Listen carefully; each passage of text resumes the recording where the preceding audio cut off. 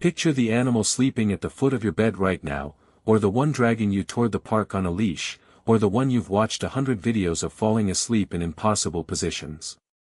Now picture its ancestor, a 100-pound predator built to run down elk in packs, an animal so dangerous that for most of human history, meeting one in the dark meant you might not walk away. Somewhere between those two animals, something happened that has never happened again in the entire history of life on this planet. A wild apex predator became humanity's closest companion, and it happened before farming existed, before pottery existed, before anyone had ever planted a seed on purpose. If you've ever assumed early humans got lucky with a few friendly wolf pups, you're underestimating just how long, how deliberate, and how strange this process actually was. Start with the timeline, because it's more staggering than most people realize. Agriculture is roughly 12,000 years old. Writing is about 5,000 years old. The wheel, maybe 6,000. But in a cave called Goyet in what's now Belgium, researchers led by paleontologist Mieke Germonper identified a skull with a shortened snout, a widened brain case, and crowded teeth unlike any wolf on record. When the bone was radiocarbon dated, the result was so old that Germonper herself said she didn't think anyone would believe it, roughly 36,000 years old, thousands of years before the last ice age even reached its coldest point. If that skull really does represent an early dog, humans were shaping wolves into something else while woolly mammoths still roamed most of Europe, while Neanderthals were still alive, while the very concept of a domesticated animal did not yet exist anywhere on Earth. This wasn't a shortcut. It was one of the longest-running experiments our species has ever conducted, and for most of it, nobody involved knew they were running an experiment at all. And Goyet wasn't alone. Thousands of kilometers away, in a cave called Razboinikia in the Altai Mountains of southern Siberia, researchers found a nearly complete skull and jaw with the same short, wide, dog-like proportions, radiocarbon dated by 3 separate laboratories to roughly 33,000 years old. 2 attempts at the same transformation, on opposite sides of a continent, with no contact between the people involved. That should mean domestication was already well underway before the Ice Age even peaked. Except it didn't stick. The genetic signature of the Razboinikia animal doesn't show up in any later dog lineage.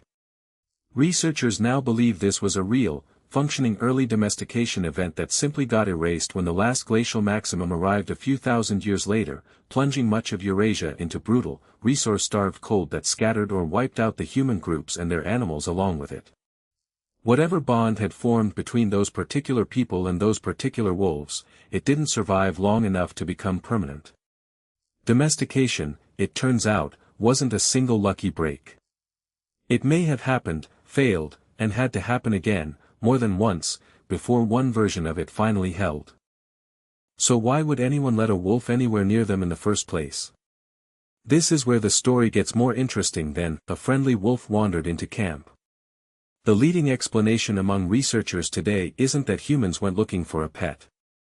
It's that a specific kind of wolf, less afraid of people than the rest of its pack, started hanging around the edges of human hunting camps to scavenge scraps and bones left behind after a kill. Fear of humans is expensive. An animal that panics and flees every time a person appears burns energy and misses meals. A wolf calm enough to sit at a distance and wait had access to free calories that its more anxious relatives never got.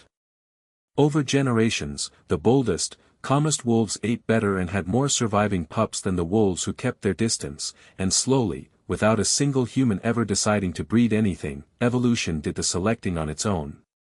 Scientists call this idea self-domestication, and it flips the whole story on its head. In this version, wolves domesticated themselves for us, and humans simply stopped chasing off the ones who kept coming back. It's worth pausing on just how rare this outcome actually is. Of the roughly 148 large wild mammal species researchers have identified as plausible candidates for domestication throughout human history, only about 14 were ever successfully domesticated, and almost all of those came long after farming was already established. Humans have tried, at various points, to tame zebras, gazelles, and even other large predators, and nearly every attempt failed, usually because the animal was too aggressive, too skittish, too slow to breed in captivity, or too locked into a rigid social hierarchy to accept a human as anything but a threat. Wolves already lived in cooperative packs with dominant structures and division of labor, which meant the basic social wiring needed to accept a human leader was already sitting there, half-built, waiting for the right pressure to bend it toward us instead of away from us.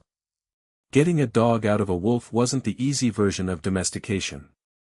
It may have been one of the only versions that was ever going to work at all.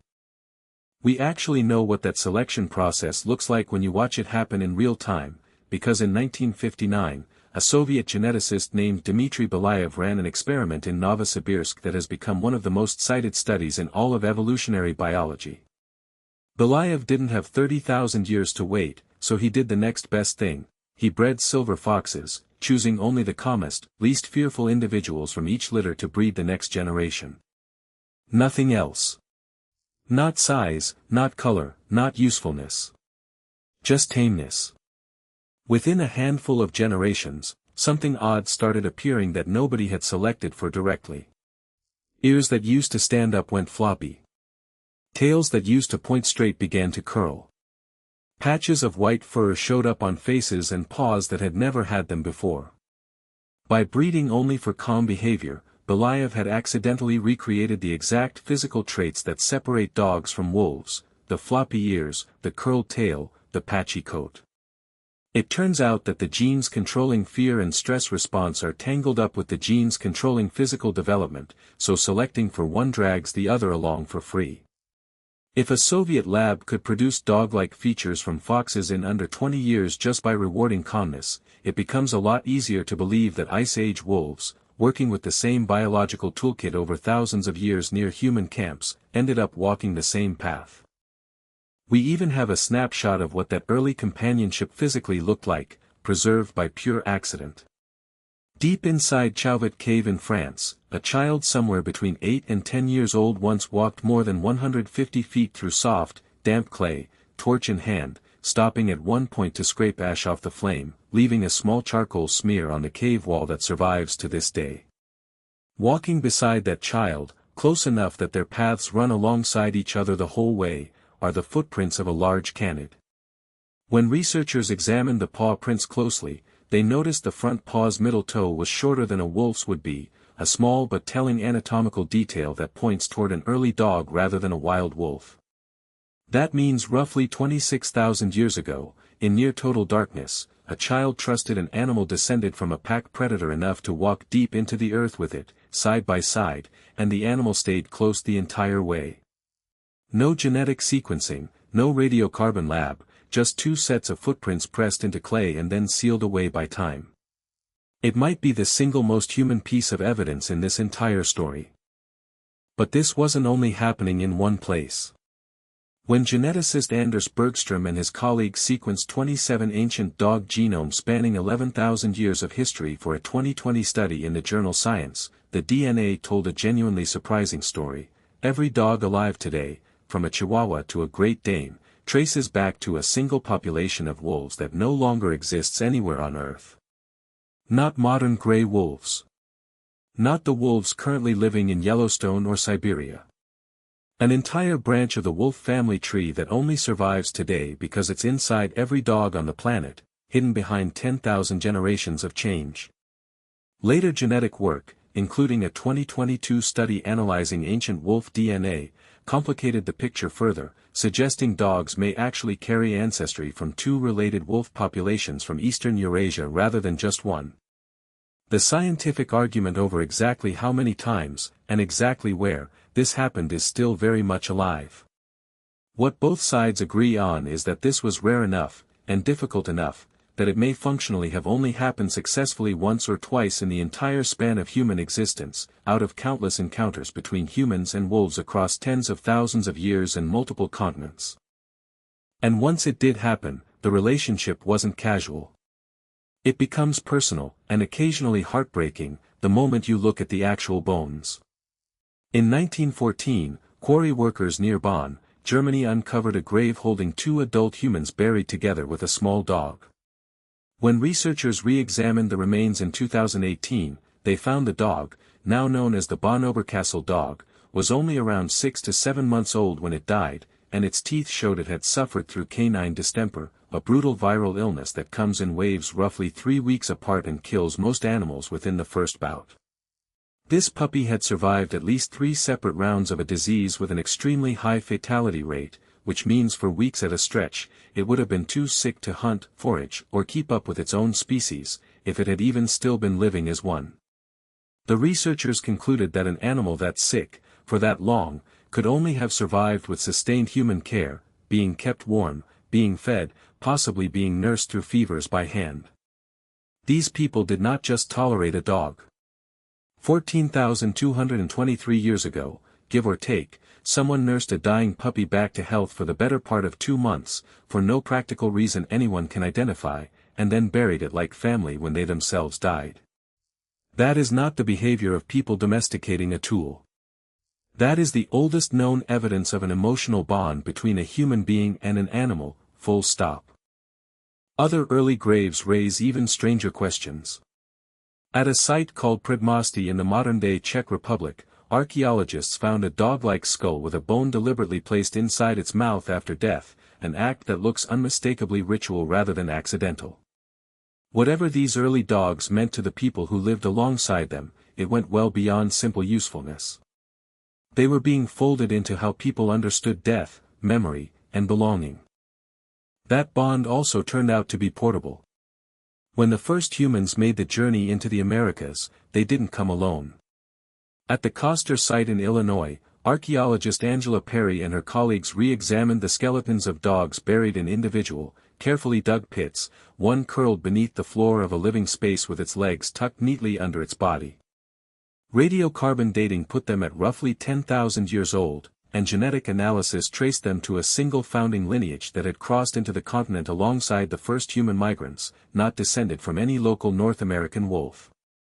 None of the animals showed cut marks, meaning they hadn't been killed or butchered. They had simply lived out full lives among the people who buried them with obvious care, on the opposite side of the planet from where the very first wolves had started approaching human fires. By the time humans were spreading into a hemisphere no person had ever set foot in before, dogs were no longer a local curiosity.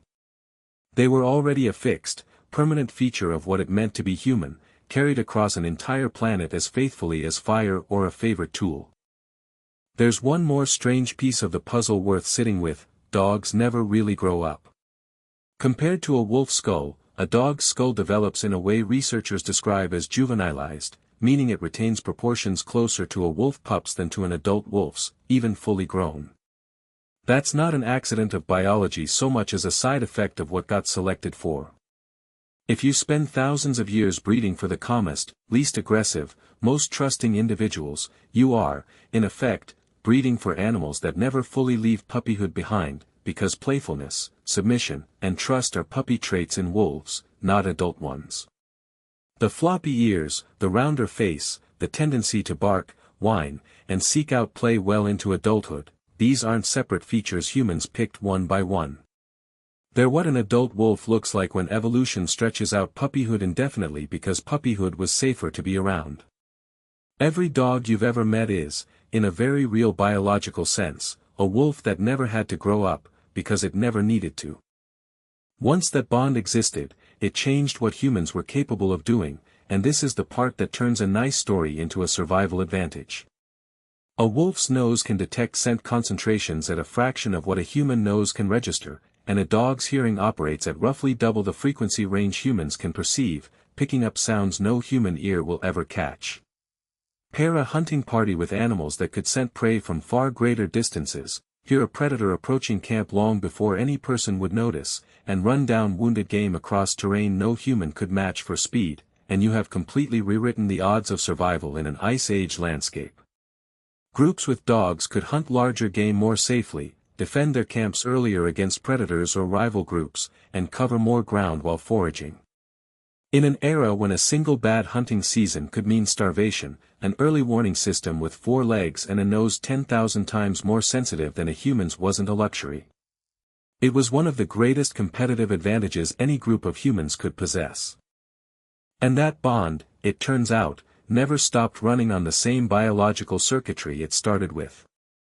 In 2015, researchers led by Miho Nagasawa published a study in the journal Science showing that when dogs and their owners simply look into each other's eyes, both species get a measurable spike in oxytocin, the same hormone released between a mother and her infant during bonding and nursing.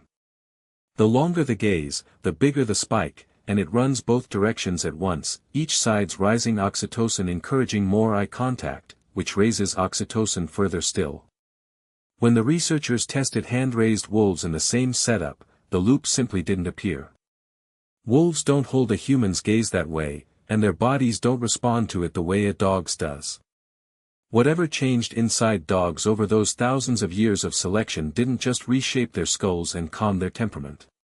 It rewired them to chemically bond with humans using the exact same hormonal pathway a parent uses to bond with a child. Every time you lock eyes with a dog today, you are triggering a biological loop that took tens of thousands of years of accidental, patient selection to build, and it is still, quietly, doing exactly what it evolved to do. Here's what makes this whole story worth sitting with. It didn't happen because someone was clever enough to invent a plan for domesticating an apex predator.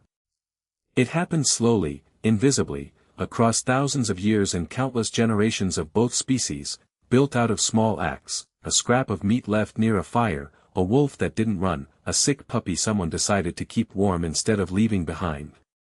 Nobody involved could have seen the ending from the beginning.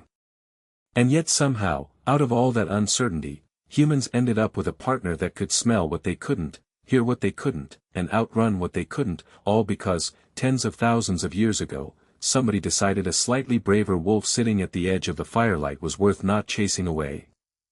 The dog sleeping at your feet tonight is the last surviving link in a chain of decisions that stretches back further than agriculture, further than writing, further than almost anything else we ever built. We didn't just tame an animal. We built the oldest friendship in human history, one cautious step at a time, and we're still living inside the results of it every single day.